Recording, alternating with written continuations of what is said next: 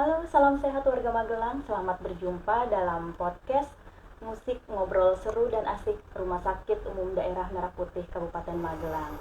Saya Siska akan mengajak sobat sehat semua berbincang sehat di episode 19 musik kali ini. Mungkin ada sobat sehat nih yang baru ikut bergabung atau follower RSUD Merah Putih. Lokasi RSUD Merah Putih itu ada di Jalan Magelang, Yogyakarta, kilometer 5, Muki dan Danurejo, Mertoyo dan Magelang, dekat dengan lampu merah Belendo. Untuk sobat sehat yang akan mengajukan pertanyaan, boleh sekali nanti bisa di komen ya di live Instagram kami. Oke, dokter, menurut Organisasi Kesehatan Dunia WHO diperkirakan setiap tahunnya itu ada 230 juta prosedur dilakukan di seluruh dunia anestesi ini. Tindakan pembedahan menempati urutan ke-11 dari 50 pola penyakit di Indonesia. Nah, dalam 1 jam ke depan kita akan ngobrol-ngobrol nih dengan ahlinya, dokter anestesi mengenai operasi tanpa nyeri hingga atasi nyeri tanpa operasi, dan juga perkenalan kami tentang klinik nyeri. Bisakah operasi tanpa nyeri hingga atasi nyeri tanpa operasi? Saat ini saya bersama dengan narasumber kita. Beliau adalah salah satu dokter spesialis anestesi di RSUD Merah Putih. Halo dokter, Halo. Gimana kabarnya hari ini? Baik, alhamdulillah. Ada operasi dok hari ini? Enggak. Nggak ada. Satu lagi dokter anestesi yang satunya. Iya, Novi. hari ini jadwalnya dokter Novi ya? Ya. Oke, baik dokter. Silahkan mungkin mau diperkenalkan dulu. Oke, assalamualaikum warahmatullahi wabarakatuh. Selamat pagi. Apa namanya? Sobat sehat. Oke, Iya, sobat dok, sehat. Sobat sehat Merah Putih. Perkenalkan, saya Dr. Hamam. Saya seorang dokter anestesi. Kebetulan saya diberi kesempatan untuk melanjutkan pendidikan lagi selain dokter anestesi. Saya memperdalam ilmu tentang nyeri. Nah, khususnya di intervensi nyeri. Nah, apa itu intervensi nyeri? Mungkin nanti kita bahas sedikit ya. Oke. Apalagi perkenalan lagi. Untuk jadwal operasinya tiap hari apa dok? Saya bekerja di instalasi bedah, jadwal regulernya Kamis, Jumat, Sabtu. Kamis, Jumat, Sabtu. Ya, Weekend selain ya, dok, itu di unit lain. Di unit lain. Ya. Oke, saya panggilnya Dokter Hamam ya dok ya? Ya.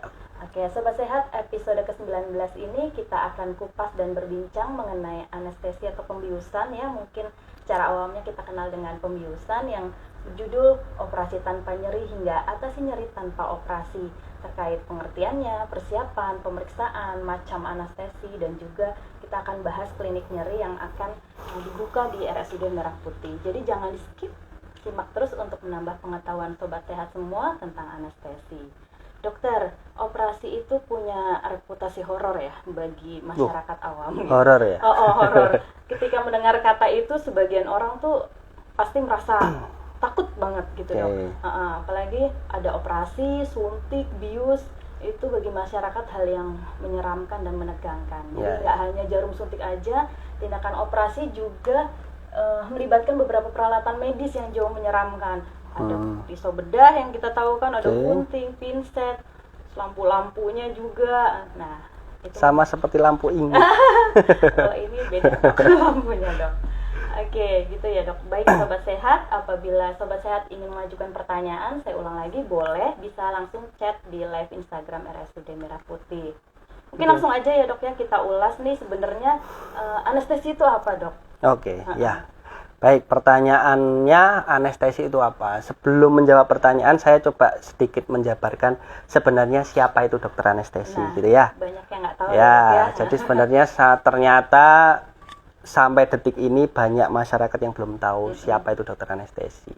Jadi dokter anestesi itu adalah salah satu bidang ilmu, khususnya memang dokter yang menangani tentang pembiusan, membantu proses pembiusan, tapi sebenarnya ruang kerja dokter anestesi tidak cuma di kamar operasi. Jadi secara garis besar itu ada 4 area kerja dokter anestesi. Yang pertama memang di kamar IBS atau kamar bedah sebagai dokter bius. Terkenalnya sebagai dokter bius, walaupun nggak terkenal amat sih. Pasien juga nggak, ya, pasien nggak ada yang kenal dokter anestesi itu siapa. Yang lakukan operasi yang dikenal cuman dokter operatornya. Padahal yang bikin pasien itu bisa menjalankan operasi juga dokter anestesi. Itu yang pertama di kamar operasi. Yang kedua itu di ICU. Makanya gelar anestesi itu ada TI, SPANTI, AN-nya itu anestesi, TI-nya adalah terapi intensif. Artinya apa? Jadi dokter anestesi selain di kamar operasi juga bekerja di ICU sebagai dokter penanggung jawab utama pasien-pasien kritis. Nah, otomatis pasien juga nggak akan kenal juga. Pasien yang masuk ke ICU, pasien yang sudah jelek-jelek.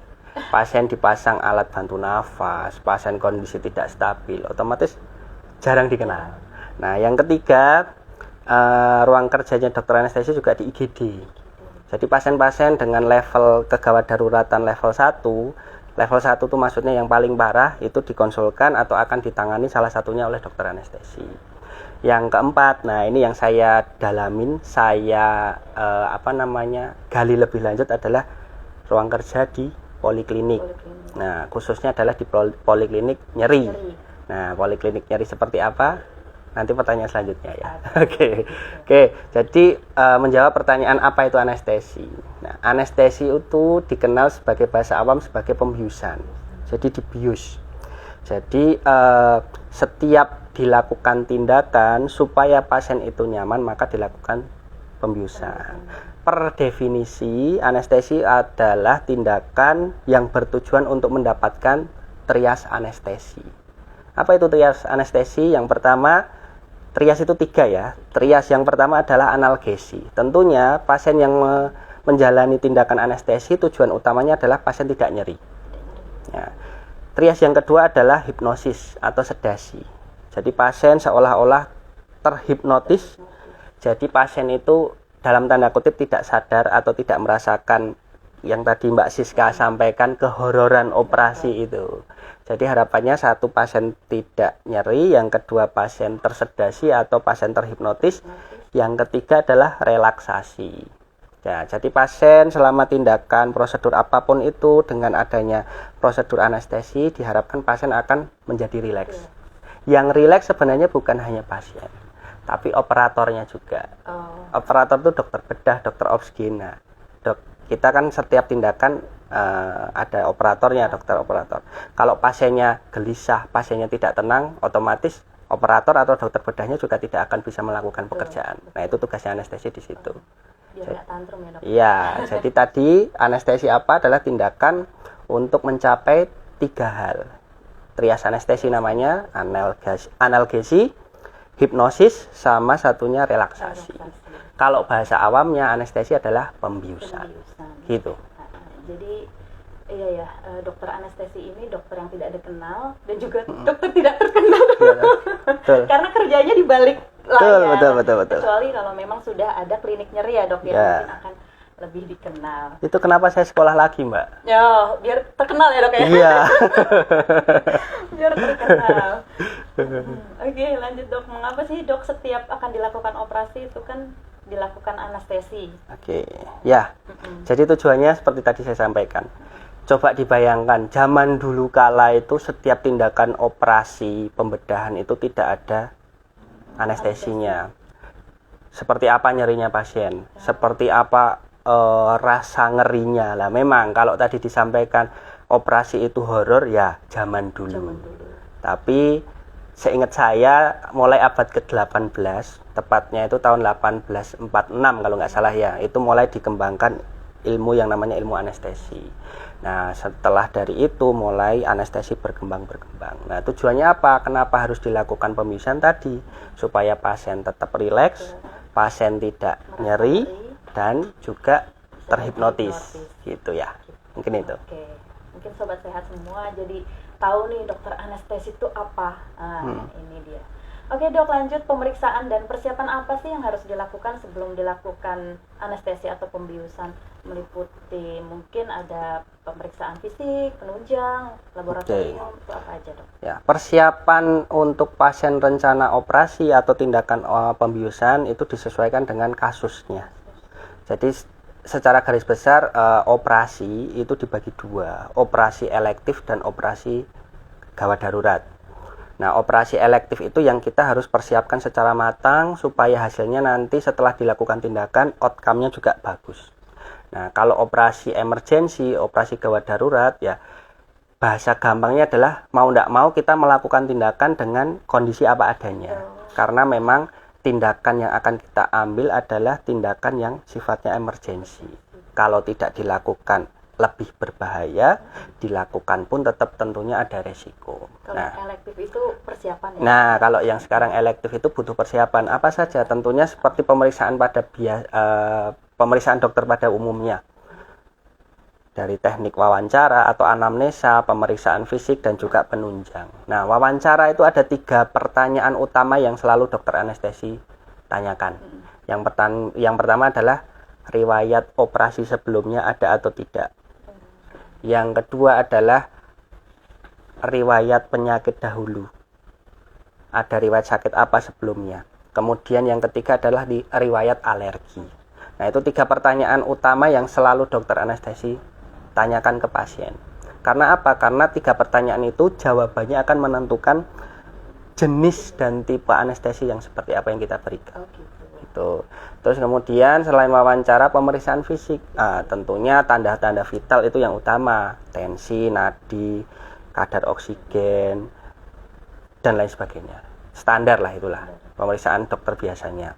Terus penunjang disesuaikan sama kasusnya. Tapi yang utama sering dipakai kalau pasien itu akan menjalani operasi dengan pembiusan bius total, itu harus dilakukan pemeriksaan laborat, radiologi, rongsen torak, rongsen dada. Karena apa? Kita bermain-main dengan jalan nafas. Itu yang utama. Terus yang kedua, kalau operasinya itu memerlukan tindakan anestesi separuh. Contohnya seperti operasi sesar. Nah, itu kan di biusnya bius separuh. Nah, itu kan butuh laborat yang menunjukkan kondisi koagulasi itu apa ya? Pembekuan darahnya normal. Nah, jadi kita bermain dengan jarum. Kalau misalkan pembekuan darahnya tidak normal, ya itu akan menjadi resiko tertentu. Itu kalau hanya untuk yang sebagian, Dok? Salah satunya ya. Gitu. Kalau yang lain itu standar aja lah. Darah rutin, terus elektrolit itu tambahan aja, tergantung kondisi yang dijalankan nanti. Tadi dokter menyampaikan ada beberapa macam anestesi nih, Dok, yang akan dilakukan oleh dokter anestesi. Mungkin bisa dijelaskan, Dok, untuk perbedaannya, kemudian kelebihan serta kekurangan dari macam-macam anestesi itu apa aja, Dok? Oke, macam-macam anestesi. Jadi secara garis besar anestesi itu dibagi menjadi 3. Yang pertama adalah anestesi general atau istilah awamnya anestesi bius total. Bius total. Ya, jadi selama prosedur tindakan dilakukan pembiusan dengan target tadi, trias anestesi dengan jalannya seperti apa? Masuk obat lewat selang infus. Jadi masuk selang infus, nanti pasien dalam hitungan detik tiba-tiba sudah tidak sadar. Itu satu. Hitungan detik gitu, Dok? Iya, hitungan detik. Biasanya sekitar 10 detik lah. Itu masuk cairannya itu kayak cairan infus segitu banyak? Obat, nanti obatnya ada macam-macam. Gitu. Nah, kalau dosisnya saya nggak mungkin sampaikan ya. Iya. Tapi yang jelas obatnya nggak banyak. Jadi ada beberapa macam obat, tujuannya tadi. Yang jelas semua teknik pembiusannya tujuannya adalah trias anestesi. Gitu ya. Jadi untuk yang bius total atau general anestesi masuk obat biasanya lewat selang infus. Terus yang kedua bius separuh atau istilah medisnya regional. Anestesi regional. Kalau bahasa awamnya tadi bius separuh. Contohnya seperti pasien untuk sesar ya. Nah, itu menggunakan jarumnya itu kecil sekali. Lebih kecil 1/4 dari jarum infus. Tapi katanya sakit, Dok. Nah, terkait nyeri itu sifatnya subjektif. Nah, harapannya kita punya teknik supaya pasien itu tidak nyeri. Gitu. Salah satu tekniknya adalah memilih jarum yang memang terkecil yang kita bisa pakai. Kalau persepsi nanti pas disuntik sakit enggak, nah itu tergantung pasiennya juga. Jadi kan persepsi nyeri itu kan sifatnya masing-masing. Ada yang kayak debus itu, tusuk-tusuk itu, pakai besi gede juga nggak sakit kan. Nah, tapi harapan kita men-setting meng-create supaya kondisi pembiusan itu tidak senyeremin yang dianggap lah. Gitu. Itu tadi yang kedua bius separuh. Yang ketiga adalah bius lokal. Bius lokal itu adalah bius di area yang akan dilakukan tindakan. Misal mau cabut kuku, yang dibius ya di area kuku gitu aja. ya, Cantengan, nanti biusnya di situ. Gitu. Gigi juga, cabut gigi juga itu Ya. bius lokal ya dok? Ya. Intinya adalah bius lokal itu tidak perlu dokter anestesi. Ya, jadi bius lokal itu biasanya dilakukan sama dokter operator. Dokter gigi nggak perlu panggil dokter anestesi untuk operasi gigi. Kecuali cabut giginya banyak, kita harus bius total. Apalagi anak-anak. Anak-anak kalau misalkan di bius lokal, wah, teriak-teriak nanti sampai mana-mana nanti kan dikira mau. Tetap sakit gitu ya dok kalau lokal kok teriak-teriak gitu, padahal sudah Nah kan lokal kan pakai jarum juga. Iya. Nah, iya, bayangkan yang sendiri kalau misalkan disuntiknya itu yang bikin untuk sakit memasukkan ya, dok, ya? tidak nyeri itu harus dibikin nyeri dulu. Ibaratnya kayak gitu. Apalagi anak-anak itu kan persepsinya kan tinggi sekali. Iya, betul. Mungkin tidak nyeri tapi pasien sudah rewel, anak-anak sudah rewel, itu akan lebih sulit daripada menangani pasien dewasa. Makanya kalau misalkan kayak kasus cabut gigi itu untuk anak-anak misalkan lebih dari 2 ya. Biasanya 1, 2 juga biasanya kalau misalkan memang areanya lokasi yang dicabut itu susah, biasanya perlu dokter anestesi. Tapi secara garis besar kalau cabut gigi biasanya biusnya bius lokal, makanya tidak perlu dokter anestesi. Kadang kalau misalnya lebih dari 1, nanti seminggu lagi datang. Ya gitu, bisa, gitu. bisa. Ya prinsipnya dokter anestesi menangani metode pembiusan utamanya 2, tadi bius total, satunya bius regional. Nah yang masih belum familiar di kalangan umum itu yang regional itu cuman sebenarnya contohnya tidak hanya seperti bius SC. Jadi kalau bius SC itu kan separuh perut ke bawah. Iya. Nah ada lagi yang namanya PNB. PNB itu termasuk regional. PNB itu kepanjangan dari peripheral nerve block. Jadi blok seolah-olah seperti bius lokal, tapi yang di bius lebih banyak. Contohnya apa? Misalkan yang sering kita lakukan di Merah Putih itu area operasi tangan misalkan. Dokter tulang mau operasi patah tulang tangan. Nah, yang dilakukan pembiusan utamanya adalah dari tangan sini ke bawah. Jadi seolah-olah seperti di bius sesar. Kalau di bius sesar itu efeknya sementara kan kaki tidak bisa digerakkan. Walaupun saat ini ada yang namanya metode ERAX. Nah, ERAX itu tidak full kakinya tidak bisa gerak, tapi kita fokuskan biusnya di area perut karena area tindakannya di perut. Nah, sama seperti PNB tadi, misalkan operasinya di tangan, yang dibius cuma di sini ke bawah. Tapi tentunya karena untuk mengurangi pasien itu gelisah, pasien tidak nyaman, pasien ketakutan, tetap kita masukkan sedikit obat tidur. Jadi harapannya tetap pasien mendapatkan tadi tujuan trias anestesi, tapi utamanya yang dibius cuma tangan. Itu kan perut bagian atas gitu dok, kok nggak sampai sini gitu, hanya tangan aja gitu. Nah, karena kita masukkan obatnya dari sini. Nah itu nanti panjang panjang neranginnya. Ya intinya memang pakai jarumnya kecil lagi, dan yang di area tangan itu namanya kita blok area plexus brachialis. Susah ya itu. Intinya saraf yang mensarafi area tangan keseluruhan, gitu aja. Itu masuk jarum suntiknya lewat mana dok? Lewat sini. Oh gitu. Ke sini. Tapi sebelum dilakukan suntik, pasien kita tidurkan dulu. Supaya apa? Supaya tetap nyaman. Pasien tidak horor. Prinsipnya adalah pembiusan, tindakan anestesi, insya Allah tidak seserem yang dibayangkan.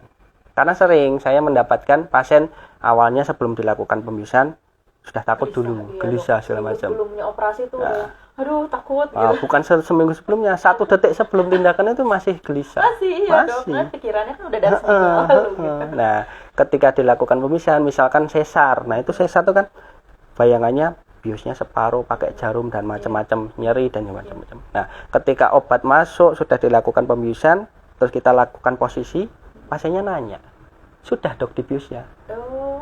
Tuh. Nah, artinya apa? Banyak yang sebenarnya persepsi nyerinya itu dalam tanda kutip berlebihan. Insya Allah kita berikan yang terbaik pastinya. Kita berikan kenyamanan ke pasien, dan harapannya pasien tadi tidak beranggapan bahwa operasi itu seram. Kayak gitu. Untuk kelebihan dan kekurangan. Oh iya. Kelebihan dan kekurangan. Oke, untuk bius umum atau bius total. Yang jelas kelebihannya adalah mulai dari awal tindakan sampai akhir pasien tidak sadar. Nah, jadi tahu-tahu selesai. Nah, itu kelebihannya. Kekurangannya apa? Nah, untuk beberapa pasien tertentu itu menjadi peningkatan resiko. Contohnya apa? Misal seperti pasien dengan berat badan yang berlebih. Mohon maaf, misalkan obes. Nah, obesnya itu yang obes banget. Nah, misalkan tingginya anggap 150, berat badannya 150. Kita anggap misalkan. Nah, itu kalau misalkan dilakukan pembiusan total itu resikonya sangat meningkat. Kenapa? Karena bius total itu adalah salah satu teknik mengambil alih pernafasan dari pasien karena pasien tidur dalam. Tugasnya anestesi, tugasnya dokter anestesi adalah menggantikan fungsi paru-paru untuk bernafas. Jadi nanti pasien dipasang alat bantu nafas, yang ngontrol adalah dokter anestesi. Nah, proses pemasangan alat bantu nafas itu kan agak kompleks ya, dengan alat segala macam. Nah, kalau pasien obes itu biasanya lehernya besar, rahangnya pendek, besar, lehernya pendek. Nah, itu kan terjadi kesulitan pemasangan. Nah, harapannya kalau dengan pasien obes, sebisa mungkin pilihan anestesinya adalah regional atau bius lokal. Gitu. Tadi regional itu salah satunya adalah PNB tadi. Misalkan area atas tangan ya kita bius tangan. Kalau bawah ya mungkin kita bius separuh dan sebagainya. Tapi kalau kepepetnya memang harus bius total, ya kita setting sedemikian rupa supaya pasien tetap bisa bangun lagi. Intinya gitu. Fungsinya anestesi, dokter anestesi itu bius itu mudah, yang susah membangunkannya. Nah, itu kenapa ada ilmunya. Bisa tidurin harus bisa bangun. Ya, betul. Ya, betul. Gitu, itu kelemahan dan kekurangan kelebihan dan kekurangan bius total. Kalau yang separuh, misalkan kayak bius sesar, itu kelebihannya apa? Tentunya kelebihannya adalah durasi anti nyerinya itu relatif lebih panjang. Nah, jadi setelah operasi selesai, itu anti nyerinya bisa lebih panjang. Jadi pasien tidak merasakan nyeri itu lebih lama. Biasanya berapa hari, Dok? Tergantung kasusnya. Nah, kalau sesar gitu. Nah, intinya adalah metode yang terbaru untuk sesar terutama kita menemukan yang namanya ERAX. Nah, prinsipnya adalah sebisa mungkin pasien yang menjalani operasi, khususnya operasi sesar itu setelah pasca operasinya lebih nyaman. Ya mungkin kalau dibilang kita akan menghilangkan nyeri 100% ya mungkin tidak ya. Itu bonus kalau terjadi seperti itu. Tapi targetnya adalah kriteria nyeri itu ada nyeri ringan, sedang, berat. Nah, pasca operasi harapannya pasien itu menderita nyeri cuman nyerinya nyeri ringan. Nah, dengan operasi tadi pembiusan yang separuh itu efek anti nyerinya relatif lebih panjang dibanding dengan bius total. Karena kalau bius total itu sifatnya kalau operasi selesai, obatnya ya selesai. Nah, nanti akan tergantung dengan obat yang lain untuk pengurang nyeri.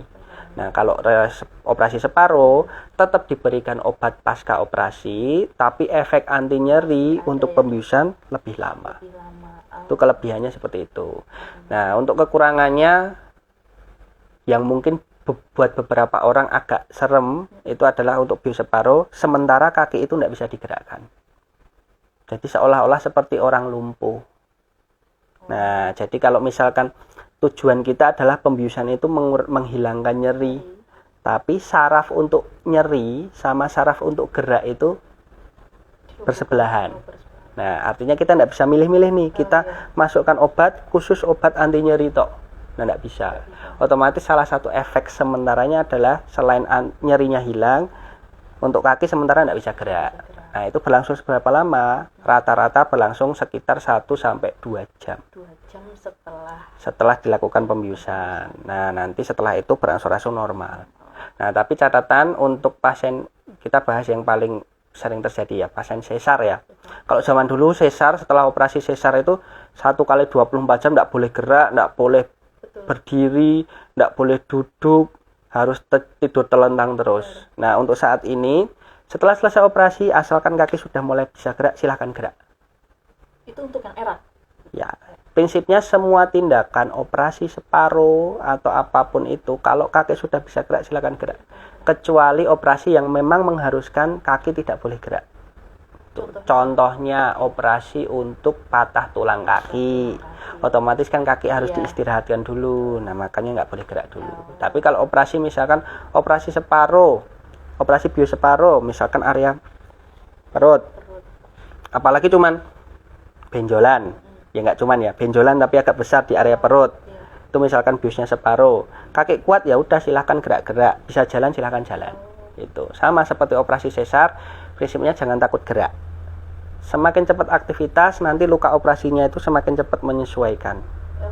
Jangan takut jahitannya lepas. Nah, otomatis itu dokter obsginya juga sudah memperhitungkan jahitannya sekuat apa, bahan yang dipakai untuk menjahit seperti apa. Otomatis itu didesain supaya tetap kuat untuk tindakan gerak-gerak.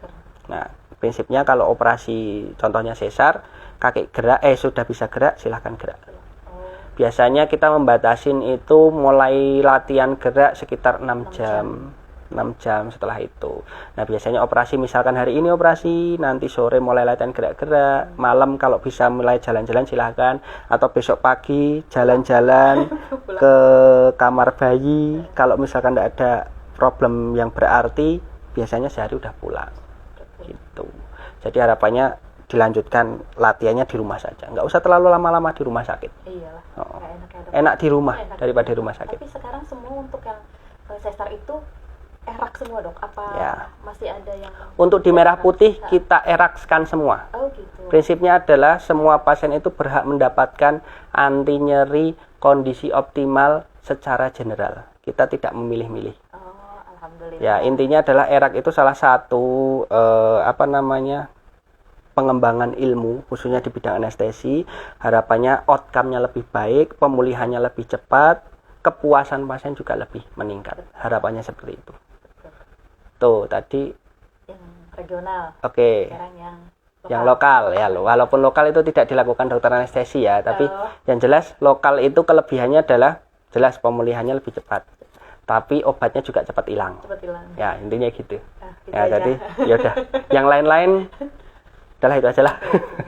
Jadi RSUD Merah Putih sudah anestesinya sudah untuk khusus yang ingin sesar sudah melakukan tindakan eraks ya dok ya? Ya, sebenarnya nggak cuman sesar. Jadi eraks itu adalah salah satu penjabaran dari metode eras. Eras. Nah, eras itu adalah metode untuk mengoptimalkan outcome pasca operasi secara general. Jadi, nah untuk pengkhususan pasien sesar itu namanya eraks. Nah, kalau yang secara general eras. Jadi prinsipnya adalah semua operasi apapun itu diharapkan pemulihannya bisa lebih cepat dengan berbagai macam kolaborasi dari dokter operator, dari tim, dari anestesi. Harapannya nanti outcome-nya lebih baik gitu. Gitu ya sobat, mungkin bisa menjadi pilihan yang prioritas untuk berobat ke Rumah Sakit Umum Merah Putih. Oke dokter, lanjut ya. Yang terbaik nih dari tadi kan kalau untuk lokal kan mungkin ranahnya bukan di dokter spesialis anestesi nih dok. Kalau misalnya dari kedua anestesi seperti yang general sama yang regional tadi, itu yang terbaik untuk kondisi pasien yang seperti apa sih dok yang harus menggunakan anestesi lokal ataupun umum? Prinsipnya itu adalah semua kecap itu nomor 1. Tidak ada kecap nomor 2 kan? Ya, artinya apa? Semua tindakan prosedur operasi, pembiusan, pengobatan dan segala macam itu terbaik berdasarkan masing-masing pasien. Kondisi pasien. Betul. Jadi nanti kita akan pilihkan metode pembiusan, terutama kita kalau membahas pembiusan, kita pilihkan metode pembiusan mana yang terbaik bagi kondisi pasien. Nah, kalau misalkan di antara dua-duanya tadi masing-masing punya kelebihan dan kekurangan. Jadi nanti kita pilih yang terbaik mana tergantung kondisi pasien. Kalau misalnya sesar nih dok, apakah bisa dilakukan anestesi secara general? Bisa. Sesar itu bisa dilakukan operasi umum, tapi efeknya apa? Kalau kita lakukan operasi umum, otomatis bayinya juga ikut terbius. Nah, makanya pilihan pertama kalau untuk kasus sesar adalah pembiusan regional atau bius separuh. Karena apa? Kita tidak menginginkan bayinya ikut terbius. Gitu. Apalagi untuk kasus-kasus misalkan operasi sesar kegawat daruratan. Kegawatannya karena apa? Karena detak jantung bayinya tidak stabil. Nah, harapannya salah satu metode yang kita pilih adalah metode regional. Supaya apa? Supaya bayinya tetap bagus, ibunya juga tetap bagus gitu. Nggak ikut terbius ya bayinya. Iya, betul. Tapi kalau misalkan kondisi-kondisi tertentu, misalkan pasien ibu hamil, ada yang namanya kondisi eklamsi. Nah, eklamsi itu pasien ibu hamil memiliki komplikasi dari kehamilannya berupa kejang. Nah, kejang-kejang kita tidak mungkin melakukan operasi dengan pembiusan separuh. Nah, otomatis pilihan yang pertama adalah bius total. Nah, tapi dengan konsekuensi tertentu yang nanti efeknya bisa didapatkan pasien. Tapi pilihannya yang jelas mana yang terbaik kita sesuaikan dengan kondisi pasien. Kita tidak akan memaksakan jenis pembiusan seperti apa kalau kondisi pasien tidak memungkinkan. Intinya itu. Itu kalau yang kejang itu tadi, Dok, apakah epilepsi atau tadi eklamsia, namanya eklamsia. Eklamsia itu adalah salah satu komplikasi atau istilahnya adalah keracunan kehamilan. Nah, jadi ibu hamil itu ada salah satu efek samping dari hamilnya, bukan dari obat, bukan dari apa, tapi komplikasi dari hamilnya itu efeknya bisa sampai kejang. Karena apa? Karena keracunan dalam tanda kutip gampangannya adalah keracunan plasentanya itu. Nah, harapannya setelah pasien itu melahirkan, pasien bayinya dilahirkan, itu penyebabnya hilang. Nah, artinya kejangnya harapannya akan berhenti. Tapi efek setelah dikeluarkan itu mungkin bisa berjalan 1-2 hari pasca operasi. Karena racunnya sudah, dalam tanda kutip racun ya, sudah mulai menyebar ke tubuh. Pemulihannya biasanya 1-2 hari. Pasien eklamsi biasanya kita rawat ICU dulu. Untuk memonitoring kondisi pasien gitu. Nggak usah sedih Mbak Siska. Serem, Dok. Oh iya serem ya. Oke. Terus kenapa sih, Dok, kalau operasi itu harus puasa dulu? Oke. Kenapa harus puasa? Tujuan utamanya adalah untuk mengurangi resiko aspirasi. Aspirasi itu apa? Aspirasi itu adalah tertelannya makanan yang ada di dalam perut masuk ke saluran nafas. Nah, kalau misalkan kondisi perut kosong, toh kalau pasien muntah itu tidak ada isinya, cuman cairan aja, jadi aman. Muntah karena posisi berbaring atau gimana, Dok? Ya, beberapa pasien itu misalkan ada yang sensitif dengan obat-obatan bius atau kondisi tertentu pasien cemas segala macam itu biasanya mempengaruhi mual. Nah, itu ketika mual, muntah, kalau tadi muntah itu diharapkan tidak muncul ya. Kalau misalkan terjadi muntah, kalau tidak puasa yang dikhawatirkan adalah muntahannya itu masuk ke saluran nafas bisa menjadi sumbatan saluran nafas. Tapi kalau puasa itu harapannya lebih aman. Tapi yang harus jadi catatan adalah untuk durasi puasa tidak perlu lama-lama. Minimal berapa, Dok? Untuk makan itu cukup 6 jam sebelum operasi. Nah, tapi untuk minum selain susu, yang pokoknya selain yang ada kandungan lemak itu cukup 2 jam sebelum operasi. Kalau air putih? Boleh. Boleh. Air teh boleh. Air teh boleh. Air Pocari Sweat boleh. Jus boleh. Boleh. Itu 2 jam. 2 jam sebelum operasi. Karena apa? 6 jam itu cukup untuk proses pengosongan lambung dan 2 jam cukup untuk proses air itu turun di bawah lambung. Jadi cukup, tidak perlu lama-lama. Kalau zaman dulu misalkan operasinya besok, nanti puasa dari sekarang lebih dari 12 jam. Atau sebenarnya dari perawatnya sudah menyampaikan ini nanti puasanya cukup 6 jam, tapi karena pasiennya saking takutnya, puasanya lebih lama aja. Padahal kalau misalkan puasanya lebih lama, resiko dehidrasinya lebih meningkat. Malah justru kita tidak sarankan operasi terlalu lama. Kecuali pasien-pasien dengan kondisi obstruksi atau sumbatan di area pencernaan. Misalkan contohnya apa? Contohnya kasus sumbatan usus tuh kalau istilah medisnya ileus. Ileus itu bisa disebabkan karena ususnya melunter, berputar atau ada jepitan atau apapun. Nah, itu puasanya mungkin lebih lama. Memang disengajakan supaya ususnya bisa lebih kosong. Tapi kalau operasi-operasi standar, misalkan operasi sesar, operasi patah tulang, operasi apalagi ya? Ya operasi-operasi biasa kayak gitu, cukup 6 jam puasa makan, 2 jam puasa minum.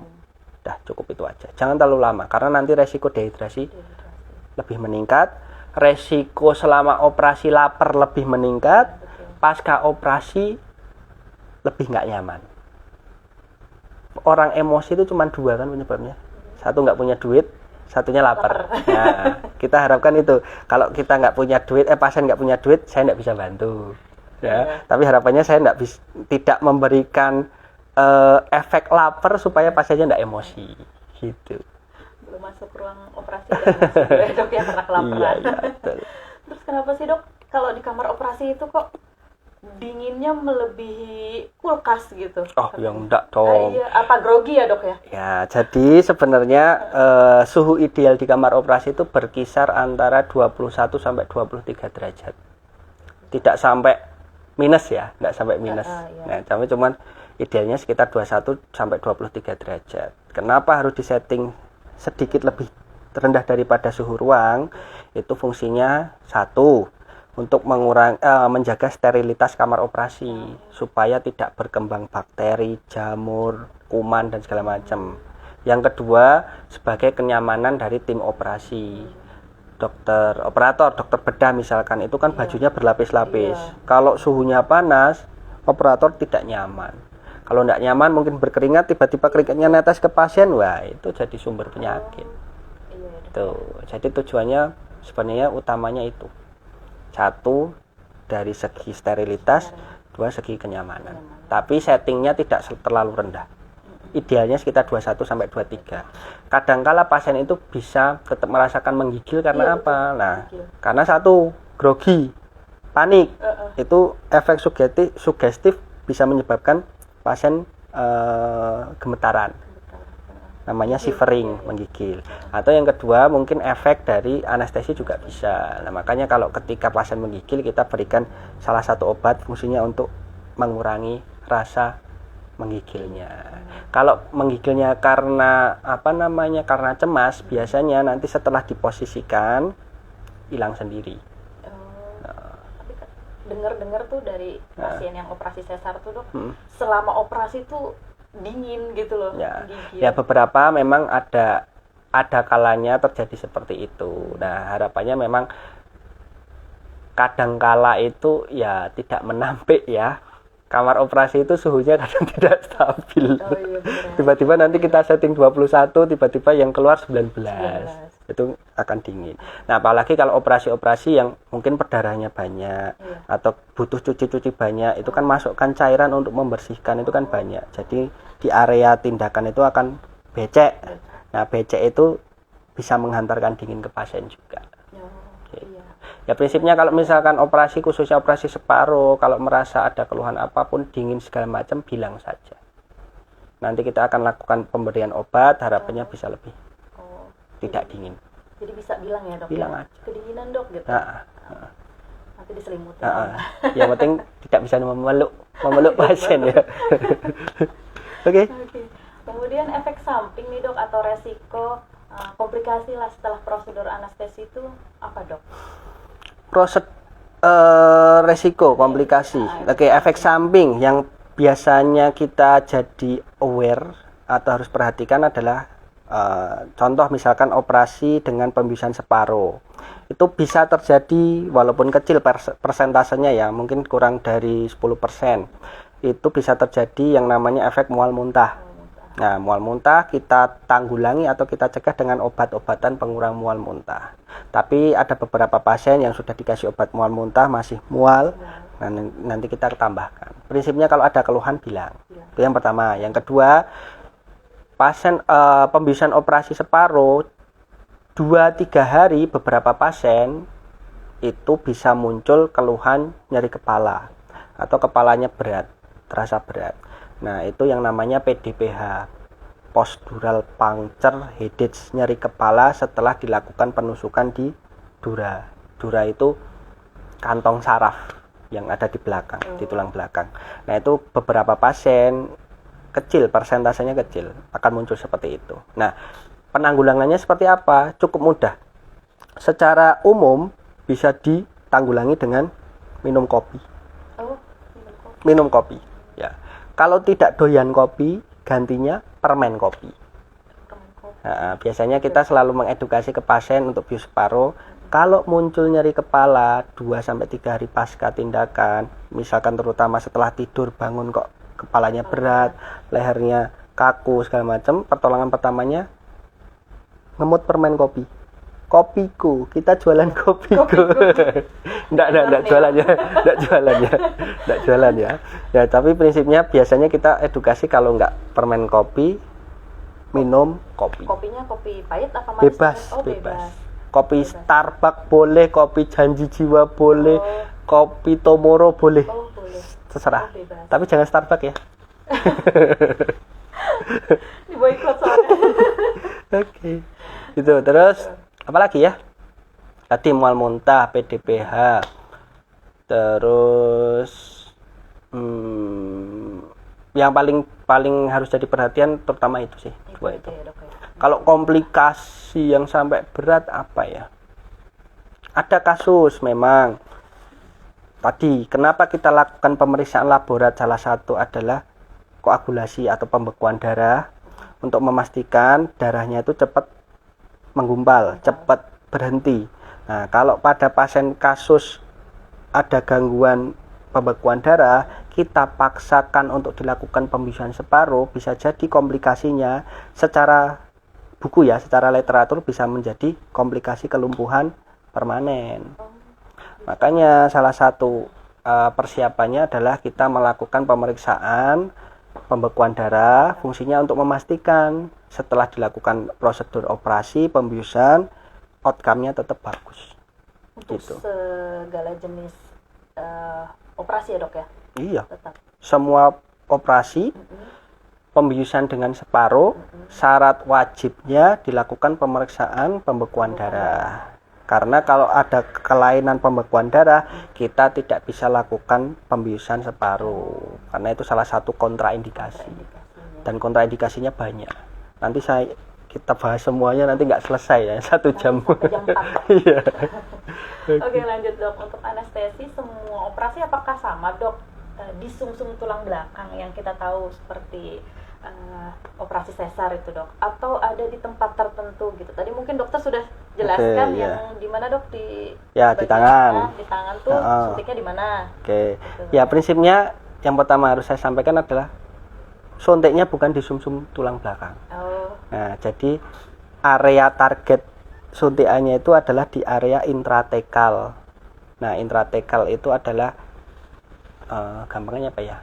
Cairan yang di luar saraf, jadi sekitar sarafnya, bukan di sumsum tulang. Kita tidak menembus tulang.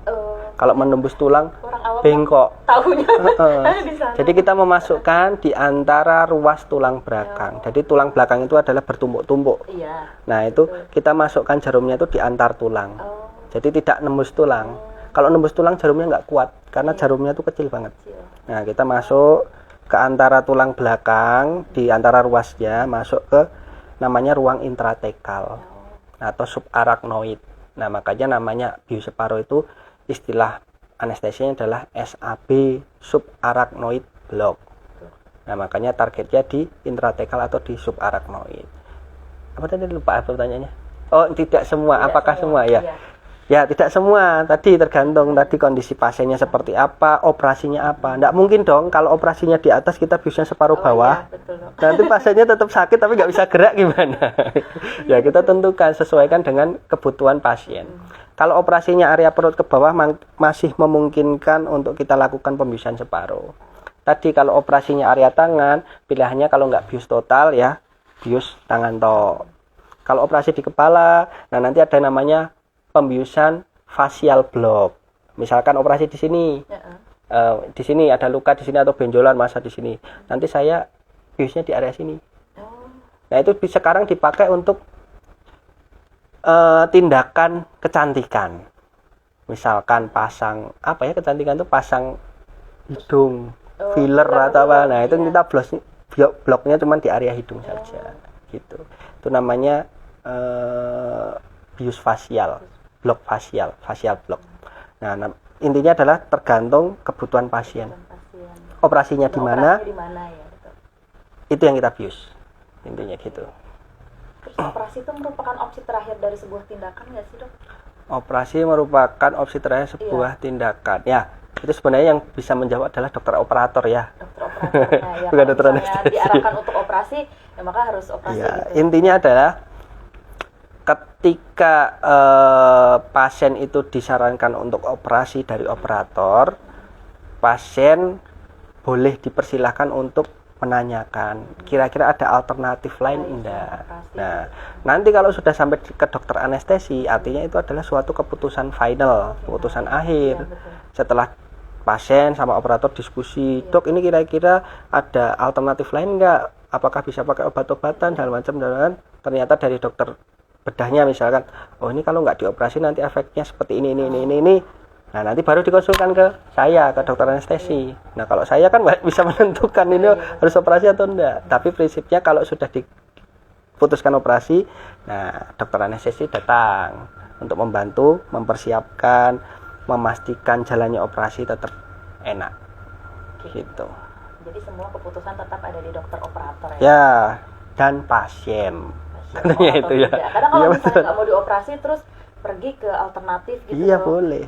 Iya boleh, itu tergantung pasien. Alternatif itu loh, Dok, yang misalnya pakai herbal. Boleh. Nggak apa-apa. Pilihan ya, Dok. Iya, itu pilihan. Nah, untuk tindakan operasi nih, Dok, timnya itu terdiri dari siapa aja, Dok? Timnya ya secara garis besar ada tim bedah dan tim anestesi. Tim bedah dan tim anestesi. Nah, nanti tim bedahnya itu macam-macam. Nanti tim bedah itu terdiri dari dokter bedahnya atau dokter operator, ada asisten operator, ada sirkuler. Sirkuler itu orang yang memastikan alat-alat bahan untuk dilakukan tindakan operasi itu tersedia.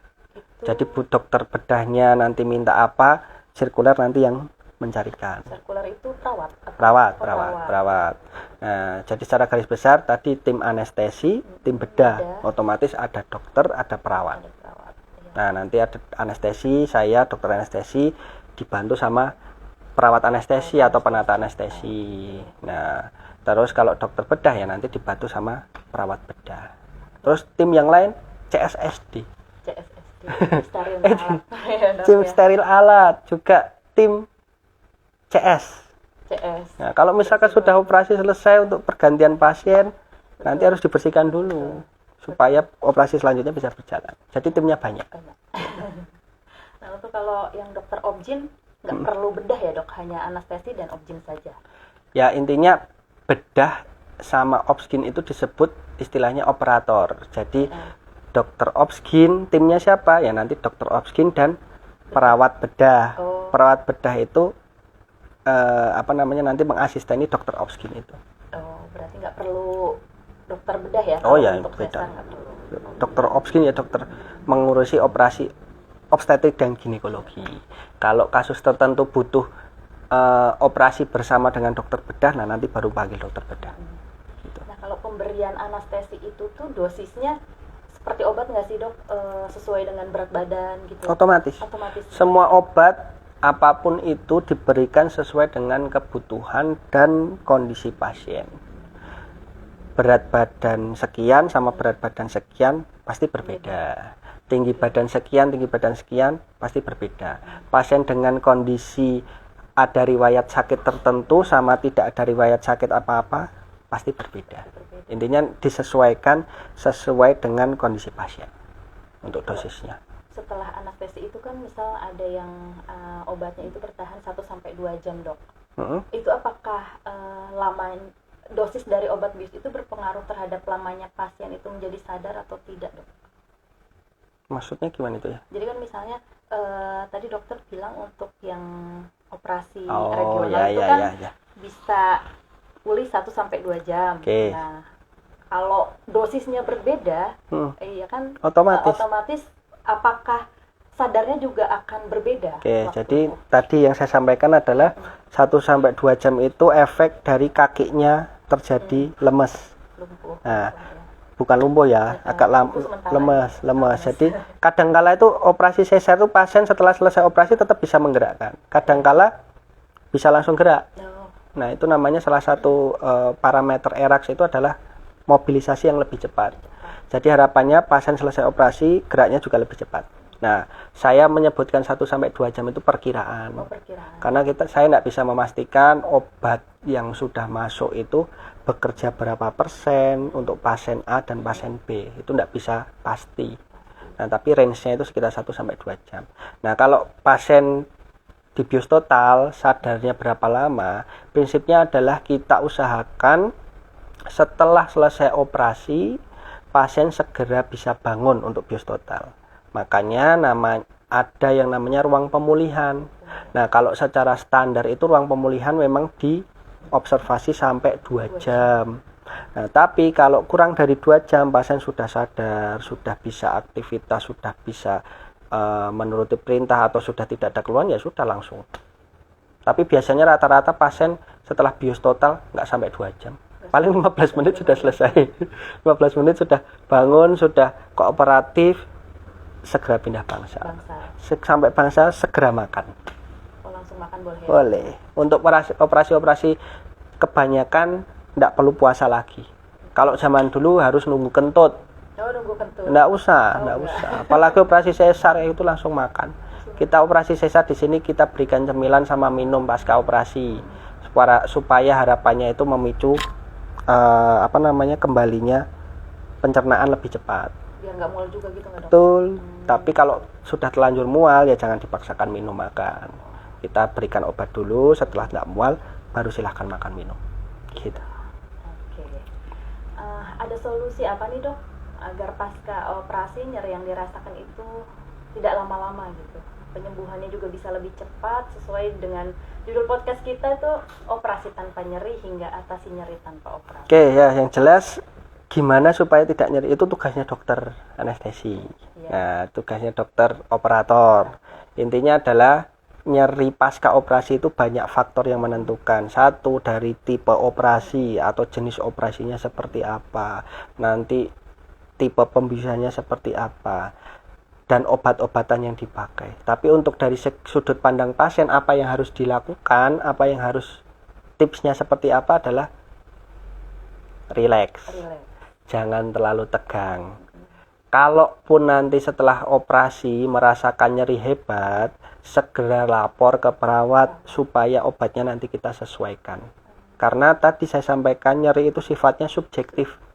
Belum tentu obat reguler yang kita berikan ke pasien A itu bekerja di pasien B. Kita harus sesuaikan ke pasien. Taunya obat itu bekerja dengan baik atau tidak sesuai dengan laporan dari pasien. Kalau pasien mengeluhkan tadi target pasca operasi itu nyeri ringan. Kalau skor nyeri itu 1 sampai 10, 0 sampai 10, 0 itu tidak nyeri, 10 itu nyeri yang sangat nyeri sekali. Nah, target kita pasca operasi itu tidak lebih dari 3. Harapannya seperti itu. Jadi kalau misalkan nyerinya 1, 2 itu masih dianggap wajar. Nah, wajar itu seperti apa? Kalau menurut pasien itu mengganggu nyerinya, artinya itu lebih dari 3. Lebih dari 3 kita harus memberikan intervensi atau obat-obatan tambahan yang diperlukan pasien. Taunya seperti apa? Salah satunya adalah pasien melaporkan ke perawat. Karena jujur saya kan tidak 24 jam menemani pasien. Nah, itu justru peran perawat itu sangat penting. Nah, tadi kalau ditanya tim operasi siapa? Salah satunya adalah perawat bangsal. Nah, perawat bangsal itu adalah perawat yang paling dekat dengan pasien pasca operasi. Nah, saya cuman bisa mengevaluasi ketika pasien ada laporan ke perawat dan perawat lapor ke saya, ibaratnya kayak gitu. Kalau pasien itu diam-diam nyerinya ditahan-tahan tapi mengeluh nyeri hebat, ya kita tidak bisa mengevaluasi. Justru kalau ada keluhan nyeri yang tidak nyaman, tidak biasa, silahkan lapor ke perawat. Nanti pasti akan ditanggapi oleh perawat. Perawat tidak bisa menanganin awal, nanti akan lapor ke dokternya. Gitu. Jadi harapannya kerjasama antara pasien, perawat, dan dokter itu menghasilkan outcome yang lebih baik. Gitu. Ada pantangan makanan nggak dok setelah operasi? Nggak ada. Nggak ada ya dok? Nggak ada. Pantangannya adalah batu, kerikil. Itu bukan makanan. Nggak ada. Prinsipnya setelah selesai operasi, perbanyak konsumsi protein. Protein fungsinya supaya penyembuhannya lebih cepat. Kalau proteinnya kurang, lukanya sembuhnya akan lebih susah. Lebih lama ya dok? Ya, gitu. Oke. Nah, RSUD Merah Putih juga kan akan membuka klinik nyeri nih dok. Mungkin bisa dijelaskan klinik nyeri itu apa? Tujuannya juga apa? Padahal kalau nyeri kan mungkin tinggal diberi obat pereda nyeri aja beres gitu kan dok. Yes. Bagi Ya. awam pemikirannya seperti itu. Mungkin bagi dokter beda lagi. Gimana dok? Oke, jadi yang kita akan buka itu klinik nyeri, itu target utamanya adalah pada kasus nyeri-nyeri kronis. Nah, secara garis besar tugas anestesi itu adalah menghilangkan nyeri akut. Nyeri akut itu nyeri, contohnya nyeri operasi. Jadi kita lakukan pembiusan, harapannya nyeri akutnya hilang, bisa dilakukan tindakan operasi.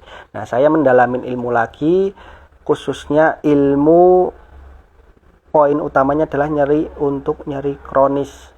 Contohnya apa? Misalkan pasien geriatri itu usia lanjut. Biasanya keluhannya apa? Boyoknya sakit. Boyoknya sakit karena apa? Saraf kecepit. Jangankan usia lanjut dok, saya Oh, aja. Apa namanya? Jombo. Remaja jombo. Remaja jombo ya, remaja jombo ya. Oke. Oke, nah, boyok sakit itu kan penyebabnya macam-macam. Nah, misalkan karena otot. Nah, itu bisa ditanganin. Ototnya dilenturkan. Saraf kecepit, bisa dilakukan tindakan operasi atau bisa alternatifnya tindakan intervensi. Nah, poliklinik nyeri itu nanti akan dinaungi oleh dokter-dokter yang mempunyai kompetensi yang kompleks. Nah, itu siapa saja? Saya sebagai dokter anestesi dan kalau istilahnya saya bekerja di poliklinik nyeri bukan sebagai dokter anestesi tapi sebagai dokter nyeri intervensi. Ya, statusnya bukan dokter anestesi tapi dokter nyeri intervensi. Nah, saya sebagai dokter nyeri intervensi, nanti dokter tulang, dokter Rona kalau di Merah Putih, dokter ortopedi, nanti punya kompetensi di bagian beliau. Ada dokter Dayu, dokter rehab medik. Nah, nanti seperti saya sampaikan, kalau ototnya tegang kita lakukan fisioterapi supaya ototnya tidak tegang, atau dokter saraf. Nah, nanti kompetensi saraf akan ada di sana. Jadi nanti poliklinik nyeri itu akan dinaungi minimal ada 4 dokter spesialis. Jadi di bagian anestesi, bagian ortopedi, rehab medik, dan juga dokter saraf. Nah, nanti akan disesuaikan dengan pasiennya. Ketika pasien tersebut cukup dengan terapi fisik, tidak perlu minum obat, tidak perlu operasi, tidak perlu intervensi, ya sudah selesai. Nanti akan ditangani oleh dokter Ayu, dokter fisioterapis, dokter rehab medis. Kalau pasien tersebut setelah didiagnosa ternyata perlu operasi, nah kita ada dokter Rona. Nah, nanti dilakukan tindakan operasi. Kalau misalkan pasien tersebut perlu dilakukan sontek dasar sontek yang biasa, misalkan sontek dengkul, sontek bahu, sontek apa, nah itu bisa dilakukan kita semua dokter bisa. Tapi untuk kasus-kasus tertentu, misalkan perlu intervensi lebih lanjut, misalkan area lutut, sontek itu kan salah satu cara saja, tapi apa yang disontekkan kan bisa macam-macam. Bisa sontek anti radang, atau obat regenerasi, atau kita mengurangi saraf nyerinya. Nah, kalau mengurangi saraf nyerinya ada yang namanya blok, itu salah satunya saya yang melakukan. Nah, nanti untuk sonte itu macam-macam. Kalau yang biasa sering didapatkan saat ini mungkin yang paling banyak adalah sonte steroid. Steroid itu sonte anti radang atau oli, biasanya oli. Nah, yang untuk osteoporosis dan osteoartritis. Oke, ya, nanti ada lagi yang baru. Dan itu sedang kita kembangkan adalah sonte untuk regenerasi. Nah, jadi harapannya kita lakukan memasukkan bahan suntian di situ, memicu sel-sel baru sehingga tulang yang rusak, sendi yang sudah rapuh, otot-otot yang lemah itu diperbaiki. diperbaiki, harapannya outcome-nya lebih bagus. Kita tidak bisa memudahkan usia secara keseluruhan, tapi kita bisa meremajakan area yang nyeri. Intinya kayak gitu. Oke, ya, jadi kita mendalami poliklinik nyeri, salah satunya adalah terapi peremajaan atau terapi regenerasi. Nah, bukan sekedar menghilangkan nyeri, tapi kita memperbaiki struktur dari area yang sakit. Gitu. Terus yang dilayani nyeri apa aja, Dok? Tadi yang saya sampaikan, nyeri kepala dari ujung kepala sampai ujung kaki, semuanya bisa. Tergantung keluhan pasien. Nah, nanti terapinya seperti apa? Nanti kita sesuaikan dengan klinis pasien. Tadi terapinya apa saja, mulai dari terapi obat-obatan. Kalau pasien bisa cukup dengan obat minum. Atau terapi fisik, rehab medik bisa masuk. Terapi operasi bisa. Atau yang saya dalamin terapi intervensi. Terapi intervensi itu terapi di antara obat minum dan operasi. Jadi ada pasien nyeri kronis. Nyeri kronis itu kan nyeri jangka panjang. Nah, kalau misalkan nyerinya itu sering muncul, pasien harus minum obat terus-terusan, itu kan efek sampingnya akan berbahaya. Efek samping ke lambung, ke hati, ginjal, dan semuanya akan berbahaya. Nah, gimana caranya pasien itu tidak nyeri, tidak perlu minum obat lama-lama? Intervensi nyeri. Nah, kita berikan terapi untuk, dalam tanda kutip, salah satunya adalah membakar saraf nyerinya. Tadi kita meremajakan area yang nyeri supaya strukturnya berubah menjadi baru, supaya lebih bagus, keluhan nyerinya akan berkurang. Nah, atau tadi pasien tidak memungkinkan dilakukan operasi, atau pasien menolak operasi tapi pasien pengen sembuh, dalam tanda kutip ya. Nah, itu intervensi nyeri sebagai jawabannya. Gitu. Metode tindakan yang digunakan apa, Dok? Ya tadi misalkan kita lakukan injeksi. Injeksi apa? Injeksinya tadi zat-zat untuk regenerasi. Atau kalau misalkan tulang belakang, saraf kecepit kita lakukan regenerasi di belakang, di area sarafnya.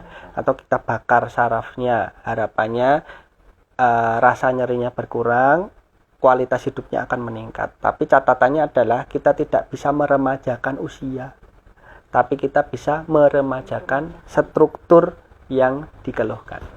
Gitu. Oke. Nah, itu klinik nyeri atau pain klinik di RSUD Merah Putih yang memberikan solusi penanganan nyeri akut dan kronis yang aman, efektif, dan modern.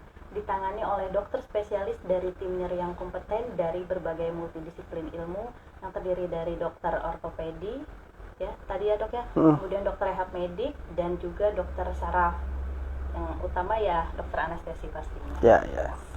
Oke, begitu ya sobat. Apabila sobat merasakan gejala penyakit tertentu nih, baiknya langsung dikonsultasikan kepada ahlinya. Jangan karena takut ketahuan penyakitnya sehingga sobat terlambat dalam pengobatan penyakit. Semakin cepat diketahui penyakitnya, maka proses penyembuhan juga semakin cepat ditangani. Berkonsultasi dengan dokter spesialis di RSUD Merah Putih atau vaskes terdekat untuk mendapatkan diagnosis dan penanganan medis yang tepat. Oke, sobat sehat, itu tadi beberapa penjelasan yang mengenai anestesi dan juga klinik nyeri. Saatnya kita masuk ke sesi tanya jawab nih, Dok. Kita buka, ada yang masuk, ada 4 pertanyaan nih, Dok. Yang pertama dari @onetouch.id. Dok, kalau pasien punya riwayat alergi obat tertentu, apa yang dilakukan, Dok, sebelum pembiusan? Karena kan banyak pasien yang tidak sadar alergi obat tertentu. Oke. Ya. Kalau alergi ya, yang jelas tadi saya sampaikan salah satu pertanyaan yang biasa kita tanyakan ke pasien adalah riwayat alergi. Nah, alergi itu mungkin tidak disadari. Ya, kalau misalkan tidak disadari, ada yang namanya skin test. Salah satu obat yang paling sering menimbulkan alergi adalah antibiotik. Makanya biasanya sebelum dilakukan pemberian antibiotik, kita lakukan skin test. Dicek dulu ada alergi apa, kira-kira obat antibiotiknya bisa alergi atau tidak. Nah, kalau enggak, insya Allah aman. Nah, kalau obat-obat yang lain, ya kita beberapa, kalau misalkan kita akan sangat membantu kalau pasien yang sebelumnya pernah ada riwayat alergi itu disampaikan ke dokternya. Nah, kalau misalkan sebelumnya, contoh misalkan seperti ini, Dok, saya pernah ada riwayat alergi setelah disuntik obat pengurang sakit. Nah, itu yang kita ada dalam pikiran kan, alternatifnya kalau nggak obat A, B, C, D. Nah, kemungkinan kita akan lakukan tes dulu. Lakukan skin test segala macam. Kita pastikan kira-kira aman enggak. Kalau kira-kira aman, ya harapannya setelah kita masukkan tidak alergi. Kalau misalkan tadi pertanyaannya pasien tidak tahu, tidak sadar ada riwayat alergi, ya sudah kita masukkan obat dalam asumsi pasien tersebut tidak alergi. Ketika muncul reaksi alergi, kita masukkan obat alergi. Oh, begitu dong. Obat anti alerginya kita pasti masukkan, gitu. Jadi harapannya adalah preventif dulu, pencegahan dulu. Kalau pasien itu ada riwayat alergi, pasien tersebut tahu, alhamdulillah, sampaikan ke tim dokter, tim perawat, menjadi catatan tertentu. Nanti kita pilihkan obat yang kira-kira kandungannya tidak ada yang memungkinkan alergi tersebut. Tapi kalau tidak tahu, ya kalaupun dilalah, kebetulan nanti muncul alergi, ya kita masukkan obat anti alerginya. Oh gitu. Gitu. Langsung diantisipasi berarti Ya, dok ya. betul. Oke, semoga terjawab ya dari advantage.id. Oke, selanjutnya dok dari Shizuka_Ika. Dok, saya pernah operasi section cesarean atau sesar sebanyak 3 kali. Nah, yang jadi pertanyaan tuh, kenapa seperti bius untuk sesar kok efeknya masih terasa tahunan pasca operasi ya dok? Kadang masih terasa cekit-cekit bagian yang dulu dioperasi. Nah, mungkin Itu bisa pertanyaan dikeluhkan sama ibu melahirkan. Oke, itu pertanyaannya masih cekit-cekit yang dulu di bagian operasi. Nah, pertanyaannya adalah yang cekit itu punggung atau di perut. Nah, kalau perut itu apakah Nah, kalau perut itu kan sebenarnya kan bukan terkait sama biusnya. Tapi yang namanya sayatan atau operasi itu akan menimbulkan luka. Nah, kalau luka itu akan kemungkinan mencederai sarafnya. Mencederai saraf, misalkan area sesar itu kan di operasi disobek perutnya. Nah, itu efek sampingnya kemungkinan beberapa pasien itu, apalagi yang biasanya mempunyai bakat keloid. Nah, itu area saraf itu bisa mungkin jadi jaringan fibrus, jaringan ikat. Nah, kalau jaringan ikat itu akan menstimulasi nyeri. Atau justru area sarafnya ikut kepotong atau itu rusak. Nah, itu akan berpengaruh kadangkala itu jangka panjang, mungkin tahunan itu kadangkala muncul cekit-cekit. Nah, itu solusinya seperti apa? Kalau misalkan itu tidak terlalu mengganggu, itu lambat laun akan membaik. Regenerasi sel sarafnya akan lambat laun akan membaik sendiri. Tapi kalau sangat mengganggu, nyerinya yang dirasakan itu bahkan walaupun sudah tahunan itu sangat mengganggu, silakan datang ke poliklinik nyeri. Apalagi sampai 3 kali dok? Iya. Sesarnya sampai 3 Boleh. kali. Ya, apalagi dengan riwayat operasi sesar 3 kali kan berarti sarafnya sudah sobek, ada jaringan parutnya, disobek lagi. Nah, itu kan resikonya lebih tinggi. Betul. Jadi bisa konsultasi ke Ya, tapi kalau cekit-cekitnya di area belakang, nah itu ditentukan dulu. Nah, yang sering disalahartikan adalah sering pasien mengeluhkan, ini punggung saya sakit setelah di sesar. Apakah ini bekas dari suntikan atau tidak? Nah, saya bisa sampaikan bahwa secara fisiologis itu pada wanita hamil itu terjadi perubahan posisi tulang belakang. Jadi karena ada bayi, itu kan bayi itu bisa mendorong tulang belakang atau mendorong ke depan. Nah, itu menyebabkan perubahan posisi tulang belakang. Nah, itu biasanya yang dikeluhkan adalah setelah persalinan, bahkan bukan hanya sesar, pasien pasca melahirkan pun biasanya akan mengeluh nyeri boyok, nyeri punggung.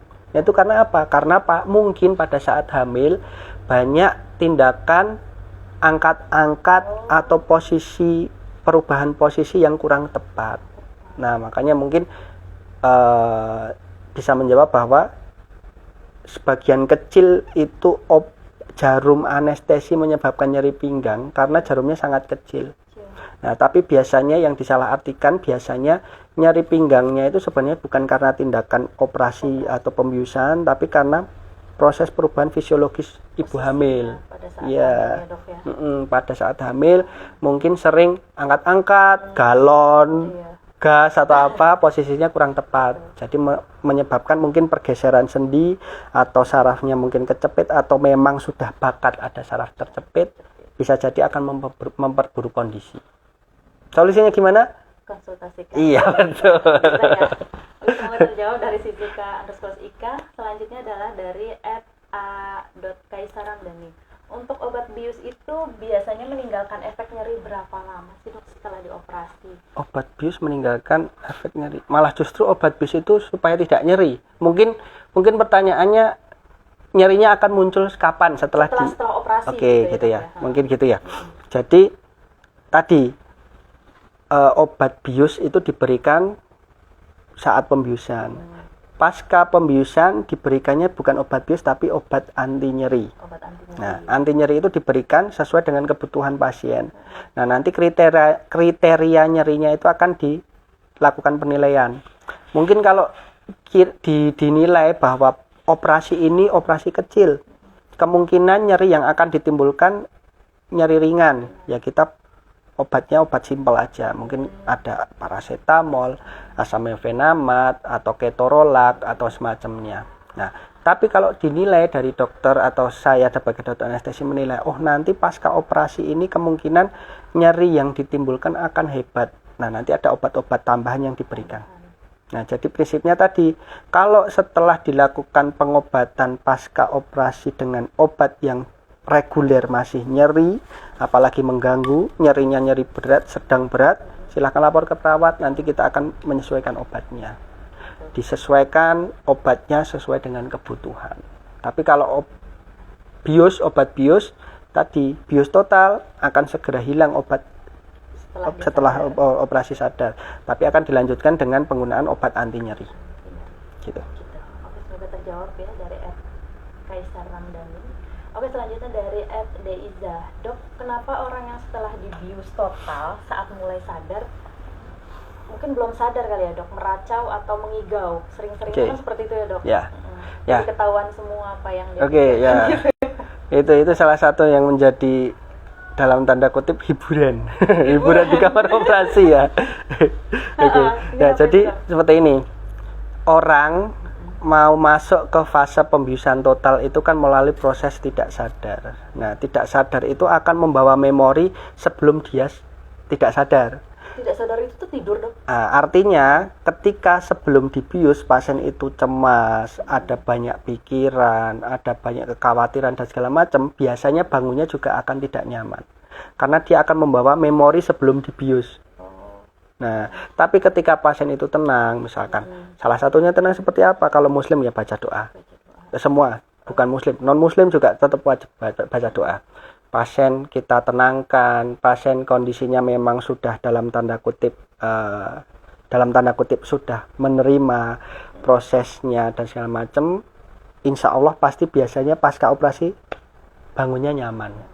Tapi yang paling sering terjadi itu kalau pasien-pasien yang memang sebelumnya gelisah atau biasanya operasi emergensi itu kan tidak ada persiapan dan segala macam, pasien tiba-tiba disuruh operasi, kaget segala macam, biasanya bangunnya akan gelisah, meracau.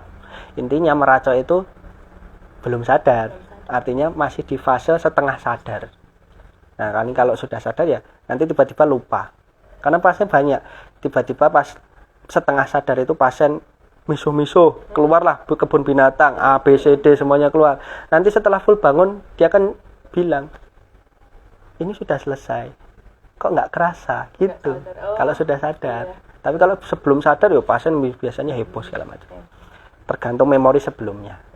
Berarti gitu. Kalau yang pasien yang mengigau atau meracau tadi, dikarenakan beberapa faktor ya dok. Bisa banyak faktor ya. Dan juga mungkin belum berdoa. Betul. Itu. Ternyata ada banyak nih pertanyaan yang masuk nih dok. Oke, dari @selfie_pratama71, dok mau tanya kenapa saya dulu operasi usus buntu, kalau kecapean pasti daya tahan tubuh saya berkurang. Daya tahan tubuh berkurang setelah operasi usus buntu. Iya. Katanya kalau operasi sudah pernah dioperasi terus ketahanan tubuh dia tuh jadi melemah gitu dok. Sebenarnya saya tidak bisa mengiyakan. Karena apa? Karena mungkin saya harus tanya dulu ini sebenarnya operasinya sejak kapan. Kalau misalkan operasinya 1 tahun yang lalu, terus habis itu sering kecapean, mungkin secara langsung tidak ada kaitannya. Kebetulan aja muncul kecapeannya ada riwayat operasi, jadi kebetulan. Tapi kalau misalkan kelelahan, ya sebenarnya faktornya banyak ya. Saya bingung menjawabnya ini ya. Tapi prinsipnya adalah secara garis besar tidak ada kaitan langsung antara kecapean jangka panjang sama riwayat operasi. Tapi kalau jangka pendek mungkin sekitar 4 jam, 6 jam pasca operasi apalagi bius total, itu biasanya akan lemes, ngantuk. Nah, itu durasinya berapa lama sampai obat anestesi biusnya hilang. Setelah 4 jam, 6 jam pasien sadar penuh, ya capeknya akan hilang, ngantuknya akan hilang. Habis itu tidak ada pengaruh. Tapi kalau terkait usus buntu sebenarnya tidak ada kaitan sama imun. Jadi usus buntu tidak ada keterkaitan langsung sama kecapean. Jadi mungkin saya tidak bisa terlalu banyak membantu nggih. Nanti mungkin bisa konsultasi ke dokter bedah atau dokter penyakit dalam. Nanti kira-kira dianalisa kira-kira kecapeannya itu karena apa. Mungkin kecapeannya karena belum gajian. Itu tadi 2 ya dok ya. Karena nggak punya duit atau karena lapar. Iya, atau capeknya karena kurang vitamin bisa. Kurang vitamin nanti bisa diberikan vitamin B kompleks. Coba minum konsumsi B kompleks. B kompleks alami bisa didapatkan dari daging atau buah-buahan. Kalau misalkan kira-kira daging buah-buahan susah mendapatkan, bisa konsumsi vitamin B kompleks. Oke, gitu ya. Semoga terjawab ya. Selfie Pratama 71. Selanjutnya dok dari @rsud_sam. Dok, jadwal klinik nyerinya di hari apa ya dan menangani apa saja dok? Nah, Oke. Jadwal poliklinik banyak yang mau nyeri. konsultasi nih kayaknya dok. Ya, yang jelas ini poliklinik nyeri kita belum launching, tapi sebentar lagi kita akan launching ya. Tunggu ya. Nah, nanti jadwalnya akan menyesuaikan. Nanti ada jadwal saya hari apa, jadwal dokter Rona hari apa, dokter Saraf hari apa, dokter Rehab apa, nantikan di Instagram RSUD Merah Putih. Pastikan sudah follow ya. Nah, nanti kita akan sampaikan kira-kira jadwalnya kapan saja, saya harinya apa aja. Terus kemudian kalau pertanyaannya menangani apa saja tadi, nyeri mulai dari ujung kepala sampai ujung kaki. Nah, khususnya nyeri kronis. Jadi nyeri-nyeri yang sudah menaun, sudah lama, kita nanti akan evaluasi. Kenapa masih terjadi nyeri padahal sudah lama. Tapi kalau nyeri akut, saya lupa nyampaikan ya. Jadi nyeri itu bisa bersifat 2 hal. Satu sebagai proteksi, atau yang kedua sebagai penyakit. Nah, kalau nyeri akut itu sebagai mekanisme proteksi, sebagai alarm. Jadi kalau misalkan ada sesuatu yang tidak normal di dalam tubuh kita, Allah tuh maha besar, memberikan suatu sinyal berupa nyeri supaya menyampaikan ke otak bahwa oh ini di tubuh ada sesuatu, segera atasi sesuatu ini.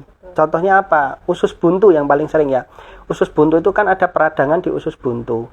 Makanya obatnya apa? Obatnya bukan minum obat pengurang sakit, bukan dipijit, tapi hilangkan peradangannya. Dengan apa? Salah satunya dengan operasi. Tapi tidak semua usus buntu harus operasi. Tapi kalau usus buntunya memang dalam tanda kutip masih ringan, mungkin dengan antibiotik, anti radang bisa selesai. Tapi kalau sudah parah, memang harus operasi, ya cara menghilangkan nyerinya dengan menghilangkan penyebabnya. Nah, tapi lain halnya dengan nyeri kronis. Nah, nyeri kronis itu efeknya sudah jangka panjang dan mungkin sudah tidak ada peradangan atau penyebab nyerinya, tapi justru nyerinya itu yang menjadi penyakit. Nah, makanya kalau nyeri kronis kita harus hilangkan nyerinya supaya tidak mempengaruhi kesehariannya. Karena apa? Nyeri kronis itu sudah lama ya. Ya. Oh ya. Sudah di stop ini. Oke, jadi intinya prinsipnya poliklinik nyeri nanti kita tangani utamanya adalah nyeri-nyeri kronis. Nanti kita evaluasi seperti apa. Karena nyeri kronis itu adalah suatu penyakit, bukan sebagai alarm. Tapi kalau nyeri akut diselesaikan, dihilangkan penyebab utamanya. Oke, masih ada 4 pertanyaan nih dok. Banyak ya. menarik soalnya, Dok. Oke, selanjutnya dari @ival_131. Dok, setahun lalu saya operasi apa ini? APP dan ambil kista miom. Habis operasi nyerinya kok sampai agak lama ya. Kadang sekarang tiba-tiba perih bekas jahitannya. Apa ada salep yang bisa dioles saat terasa perih, Dok? Oke, salep. Oh ya, tadi yang saya sampaikan tadi penyebab nyeri di area jahitan atau area luka operasi yang menaun atau berkepanjangan, penyebabnya karena mungkin ada perlukaan saraf atau jaringan parut di sekitar luka operasi. Nah, kalau salep yang bisa dioles adalah salep yang mengandung anti nyeri. Kalau yang di pasaran itu seperti apa ya, Voltaren. Saya nggak di-endorse ini ya, nggak di-endorse ini. Akan mungkin nanti, Dok. Iya. Ya, jadi cari salep yang ada kandungan anti nyeri. Isi anti nyeri salah satunya apa? Natrium diklofenak. Nah, tapi yang harus jadi catatan adalah jangan diberikan salep terus-menerus. Karena apa? Walaupun sediaannya salep itu bisa mempengaruhi jangka panjangnya, akan berpengaruh ke organ dalam, misalkan ke ginjal atau ke lambung, bisa jadi. Tapi kalau cuma tipis-tipis pas nyeri kasih salep enggak apa-apa. Atau selain itu bisa dipasang koyok boleh. Koyok pokoknya yang hangat-hangat. Koyok panas gitu. Boleh atau kasih minyak kayu putih boleh. Dipijit boleh, tapi jangan pijit sampai dalam. Cuman dielus-elus aja bagian yang nyeri, boleh. Oke. Gitu. Selanjutnya, Dok, dari @ida0110. Kemarin habis operasi sesar karena hamil di luar kandungan tanggal 31 Juli. Sekarang lagi merasakan senut-senut di bawah perut. Kenapa ya, Dok? Senut-senut di bawah perut. Ya, tadi mungkin itu proses penyembuhan. Nah, proses penyembuhan kalau saraf tadi bisa berlangsung biasanya 1 bulan atau lebih. 1 bulan, ini belum ada 1 bulan. Nah, kalau misalkan sudah mulai senut-senut di bawah perut, silahkan konsumsi obat pengurang sakit. Yang paling aman, murah, nyaman dengan penggunaan paracetamol. Bisa pakai, kalau misalkan berat badannya lebih dari 50 kilo, kasih paracetamol setiap minum 1,5 tablet, enggak apa-apa. 1,5 tablet setiap kali minum, maksimal sehari 3 kali. Stop obatnya setelah tidak nyeri. Tidak harus sampai habis, enggak apa-apa. Begitu. Gitu. Ya. Selanjutnya, Dok, dari @sulis_zakan. Dok, cara daftar di klinik nyeri bagaimana? Cara daftar di klinik nyeri. Ya, nanti akan kita sampaikan prosedurnya seperti apa di poliklinik nyeri. Betul. Tapi mungkin bocoran saja untuk sementara, untuk awal ini poliklinik nyeri khususnya sementara untuk pasien umum. Tapi nanti kita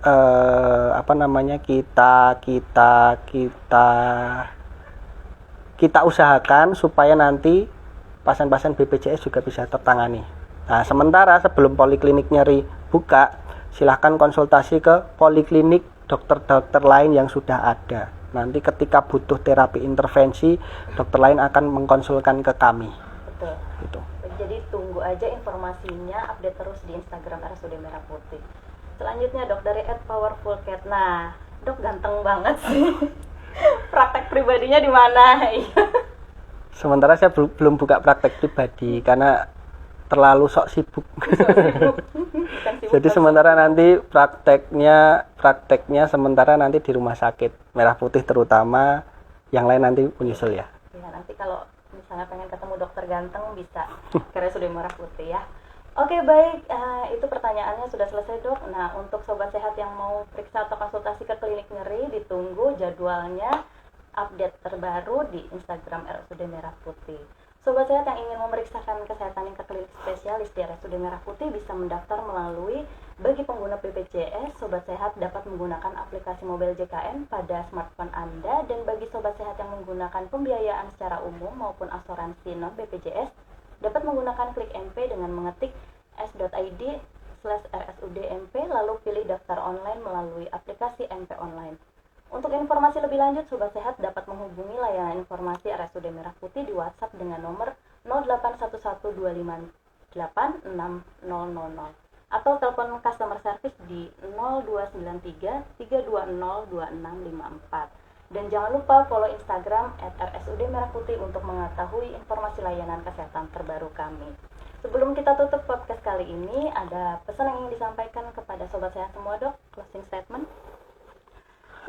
Terkait bidang saya, yaitu di anestesi, utamanya di bidang nyeri, saya cuma bisa menyampaikan nyeri itu tadi saya sampaikan, nyeri itu bisa bersifat protektif dan juga bisa sebagai penyakit. Ketika sifat nyeri itu akut, segera cari penyebabnya, atasi penyebabnya. Ketika kronis, hilangkan kekronisitasannya, hilangkan nyerinya supaya tidak mempengaruhi atau tidak memperburuk kondisi kehidupan Anda semua. Gitu ya sobat sehat. Oke, luar biasa sekali nih dokter. Sobat sehat, kita sudah sampai di penghujung acara. Terima kasih dokter atas informasi yang sangat luar biasa dan menarik ini. Oke, terima kasih Mbak Siska. Oke, semoga manfaat untuk sobat sehat semuanya. Terima kasih sobat sehat sudah menyimak musik episode 19. Sampai jumpa di episode berikutnya. Selamat siang dan wassalamualaikum warahmatullahi wabarakatuh. Salam.